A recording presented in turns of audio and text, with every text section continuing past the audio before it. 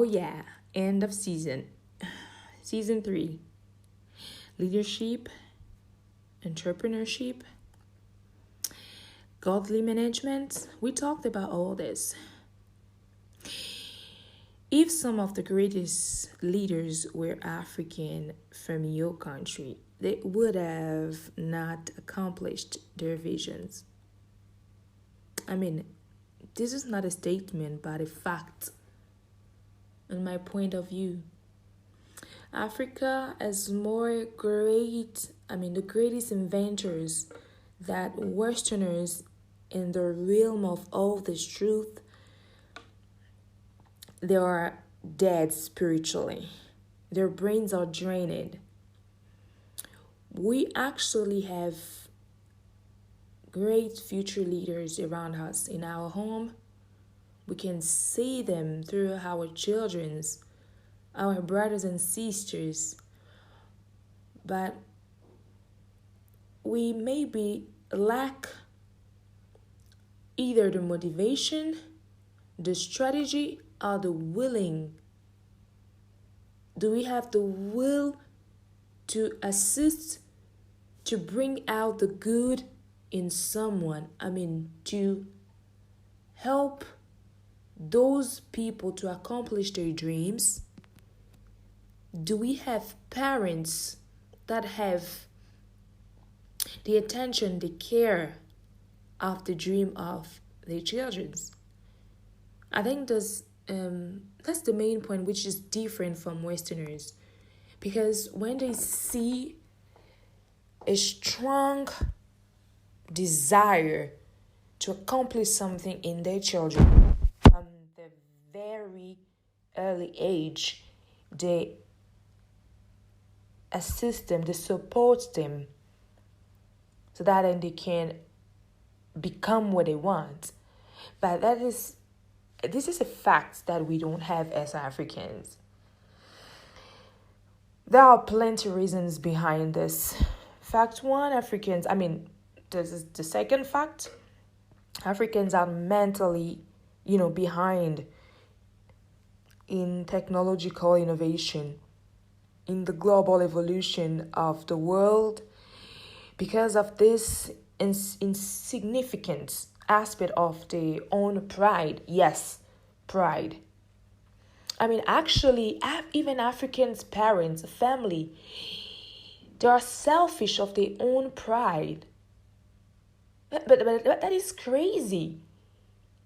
You as a father, you see a talent in your kids, and you don't want to help your kids to be what they want? That's crazy.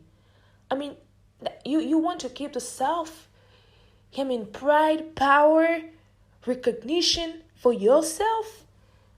I don't know. What are you? Who are you? I can't understand this. I can't understand this kind of, what kind of hearts do you have? They want their own merits. Even in the family, you have brothers, sisters, who have been blessed, who have, find a way to succeed in somewhere. But when you do realize that, and you recognize that you have another relative that also have a talent and driven to become or to accomplish that vision, but you refuse actually to assist, to give a helping hand to your relatives. That's crazy. That things that we Africans, we have. I don't know why we do this. Because if we had leaders, two, it's actually already multiple number. So we have a plural number. So we can have 3-4 leaders in one family. I think Africa will have not been be like this today, like right now.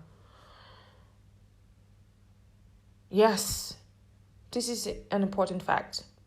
They want just to claim or to be recognized. They have their own self-esteem. When they don't find all these needs, like to be honored, to have pride, they like to be praised. Africans people, they have succeeded in the families. We see them. So they want the family people just to come after them, but then they are not paying attention to help them also become what they become. So if they don't see that you're not praising them, you're not honoring them, that's what they think that this is their visions. Actually they don't have vision, but they want you to support them in their own vision. So if you don't do this, they tend to suffocate the advancement or continuity of others, or the continuity vision, okay, plans, project of others. The third, reason, in fact, is because of the lack of, I can say, confidence and intelligence or creativity challenge. Yes, this third reason is like it's in the same it's just following the second fact. Because if you don't see, the first one, the second fact following, it preceding the first one. Because if you you see the talent, or you don't pay attention to the talent of others to help them also, to climb this, to climb the shelves, and so they can also accomplish something. So together you have people with talents and accomplishing great things. So it's because they don't want it to be challenged, creativity, talent challenge, defying others and trying to think differently, like the mind challenge. But instead, you will see Africans, like I can talk about Congolese people because I'm Congolese. They don't seem, to challenge enough their brain to create something worth praise. Instead, they are quick and keen to poison others and sack their works. All these are evil deeds. They are evil deeds. Poisoning. Africans are so good on poisoning others at work, workplace. They can just poison you because they see that you are smart. You want to accomplish something. Oh God. Someone is challenging his mind, and you don't feel good about that, and you just decide on your own to kill that person, to end the life of someone. Oh, I don't know. Where are we going with this? I'm just praying for all these souls that have been poisoned. I don't know, but only God knows. If these great leaders were, all Africans, like, I will just name some, but let me just say it first that if all these great people in the world, all great leaders and inventors, creators, who have also challenged the mind of others around the world, were all Africans, I don't think they will have even, accomplished anything. They would have poisoned them, killed them. They have not done anything. In fact, there are some exceptions, like Nelson Mandela. Actually, they wanted to kill him. But God changes his destiny. So changing his destiny, God saved actually the life of Nelson Mandela by sending him to jail. It was actually like, yeah, saving him. He saved him because after what he was doing, Nelson Mandela, actually South Africa until today is ruled or even influenced by white people, either politically or socially. I mean, that's an important aspect to consider, and the influence they have or had on Black South Africans. Until today, mentally, South Africans are different from Congolese, Nigerians, Gambian, Ghanaian, Zambian. It was a revolutionary. What he did is he revolutionized the apartheid. Someone smart told me one day that if the DRC had kept Belgians or white people accepted, to live with white people in DRC, for even a little quiet sometimes, or to live actually, to let the white people live with us, not in majority, but, to see and to feel the presence of white people. And then Congolese would have a different mentality that would not be, drained as it is now. Oh yes, what I'm saying, you can like it or not, but this are truth facts, okay? Central Africans' minds are like disparate. Come on. Do they know that they are created in the image of God? We don't need to poison. We don't need to kill. We don't need to sack the works of others. Actually, we just need to challenge our minds. But we don't want to do that. We just, between us, we don't really feel the presence of white people. But actually, God knew why He created different races, okay, and different languages.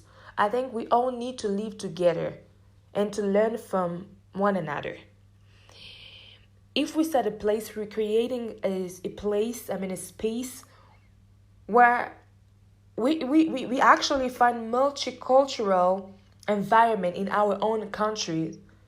We may be sometimes some people who financially doesn't have this ability to travel abroad, but they will have learned a lot from all this, multicultural people in their own country, in their own cities.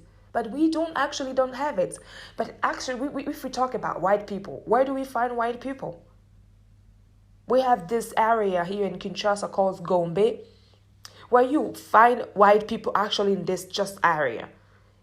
And some are coming to live and to work here. The companies already told them, no, the best area to live is in Gombe.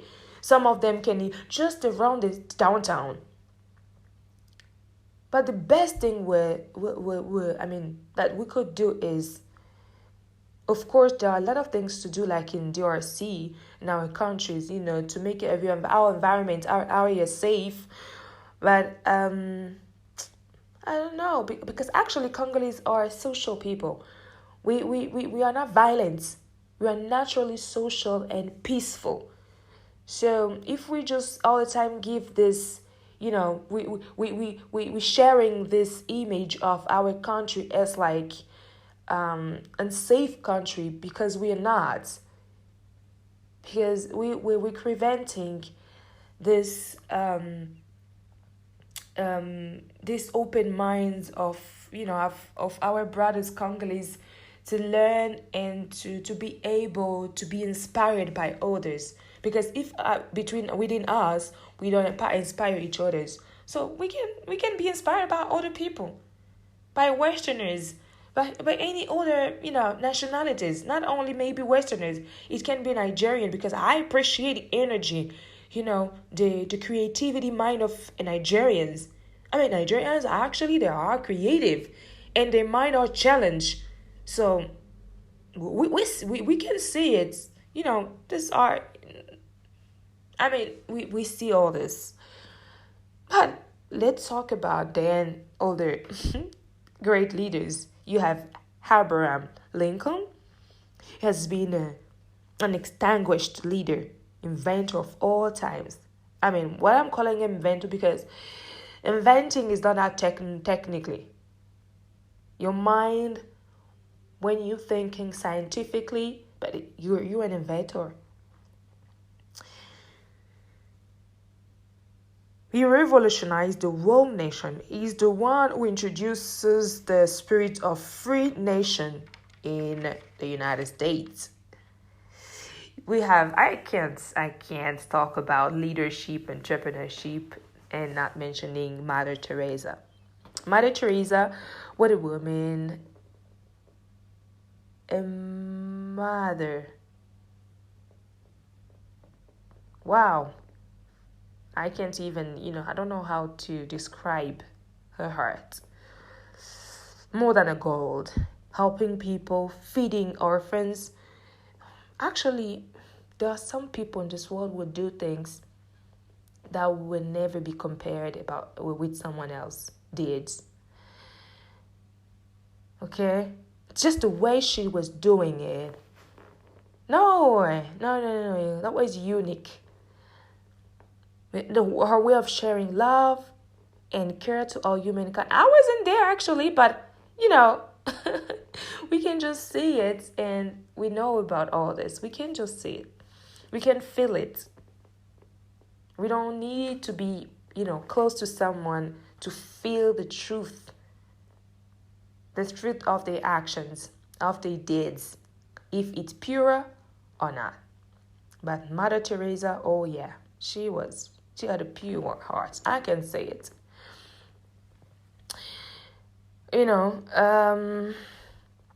There are common things that I try to pick from all these leaders. They had a vision, a dream.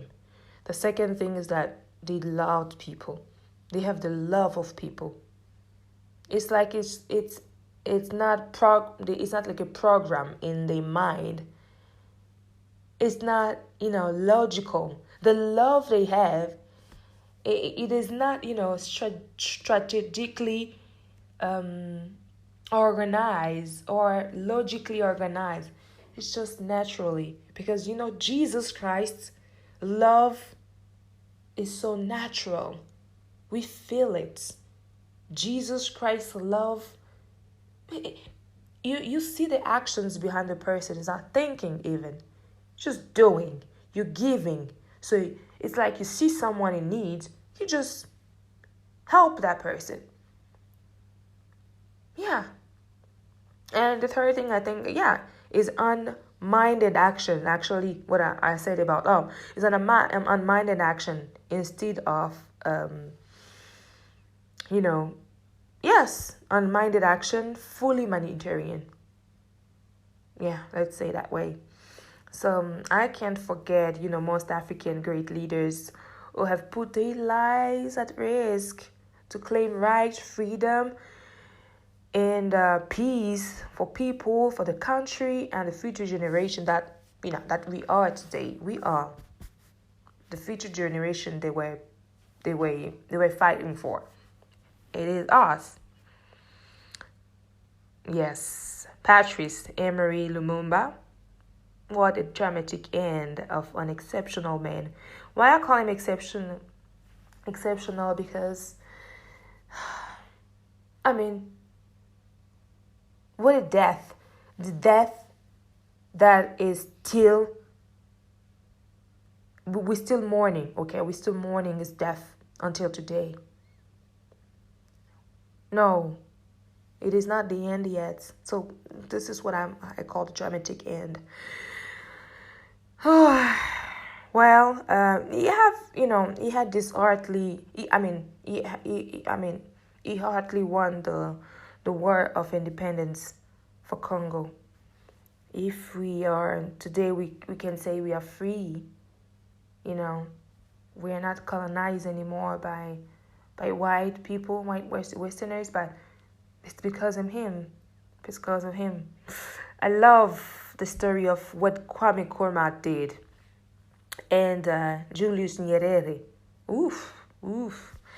These are great men. Oh my God. These men, I have goosebumps when I even just say their names.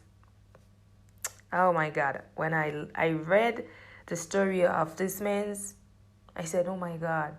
Actually, I think all these men were driven by the Spirit of God. I'm telling you.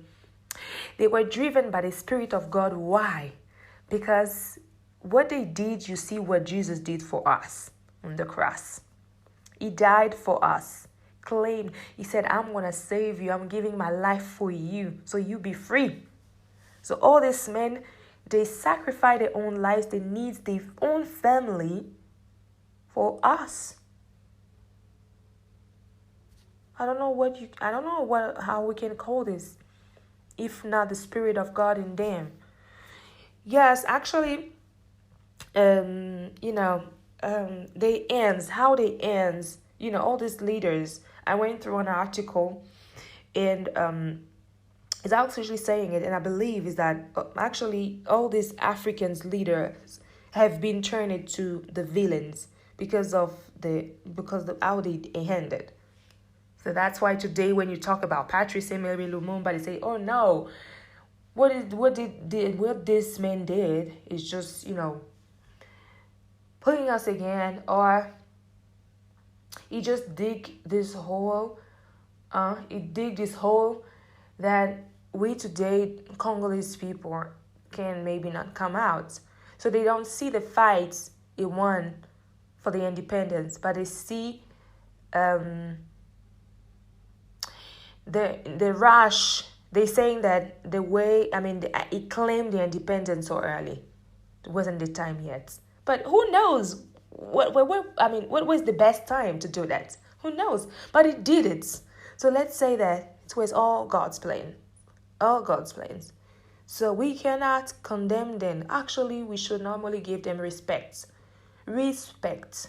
They did something that most people, not even 2 or 3 people can do. Can you imagine how many citizens were in that time in Congo during the colonization? But there were one man who stood up for everyone. Please give respect. People should give respect to these people, the courage, the strength, someone doing this thing. Oh my God, I don't know.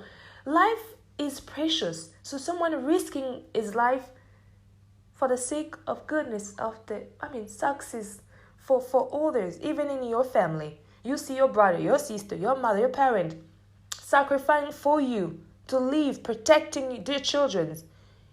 And I don't know, my God. Oh my God. This season actually had a deep grace to have interviewed young Congolese entrepreneurs of this generation that are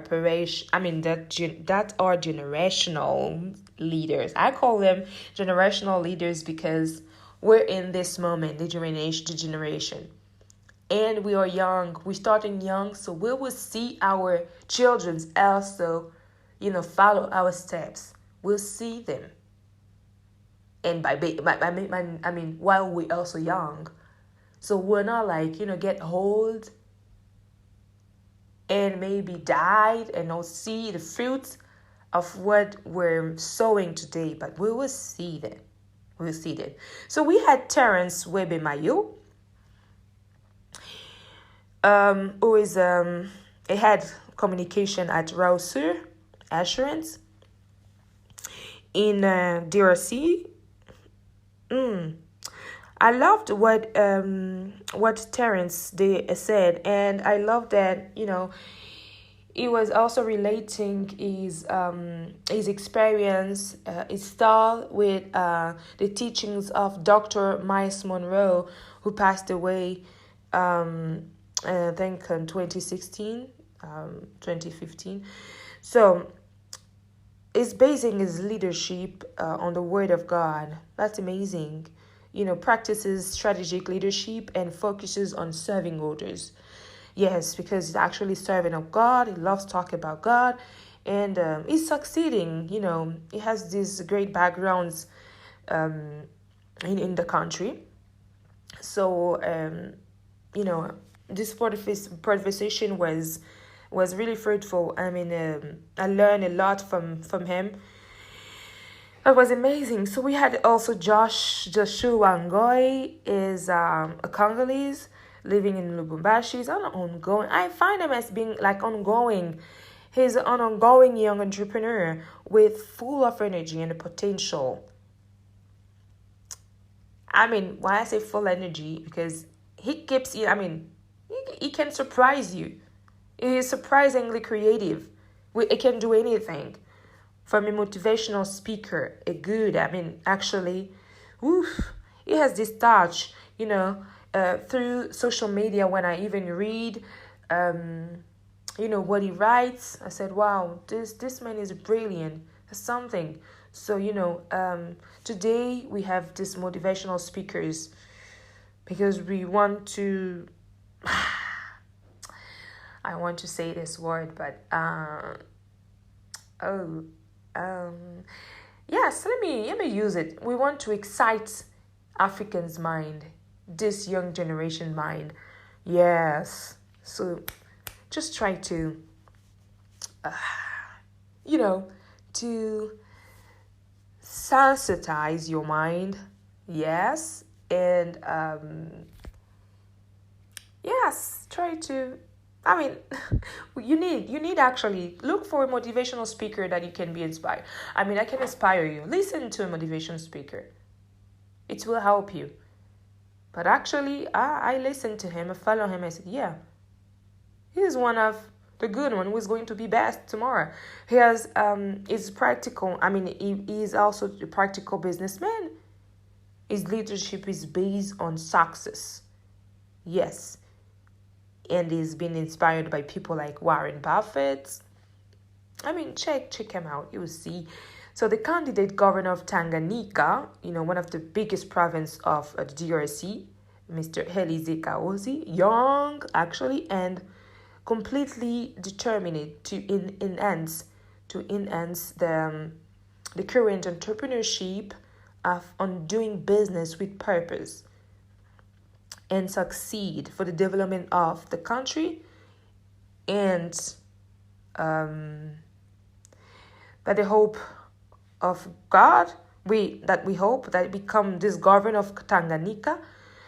So it will promote local business. Young entrepreneurs will see themselves actually being a successful entrepreneurship businessman by Elize Kaozi. If he's given this chance, I think Tanganyika. We will talk about Tanganyika in a very good point of view. In a really good aspect. Marie-Ange Lundu, Mary Angel in English, how you can talk and you can say it, but Marie-Ange Lundu, young woman Congolese, founder and CEO of Token de Africa. Let's go to Africa. In English. So it's a tourism organization that promotes tourism development within the DRC and Africa. She's actually doing great things. Whew. Yeah, and she has this energy. She's strong. She's not sleeping actually through what you see, what she's doing, promoting tourism, and organizing all these touristic sites. So people can see the DRC in his best, aspect, visions of what actually, because the DRC is so beautiful. This country is wow. It's just wow. So you just understand. You see in pictures, but you must see. So if you follow Marie-Ange Lundu, what she's doing, she's actually showing you the in-depth of what actually literacy is. Christian King bless young men with a creative spirit. Is doing what can inspire, educate, and revolutionize actually people's mind for the better. His focuses on people development and well-being. So the success, the success of people. Yes, he is also a strength scope practitioner, personal development coach. All this for the success of everyone. He wants all people to succeed. The success of what you're doing, your life. That's amazing.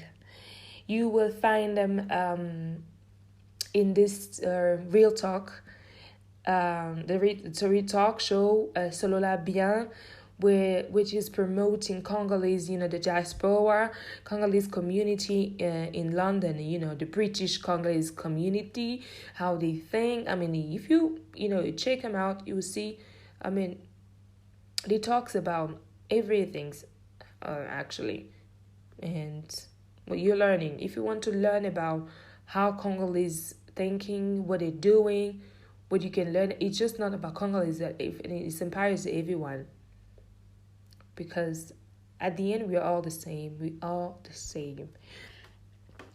So here we are, and we close this PODversation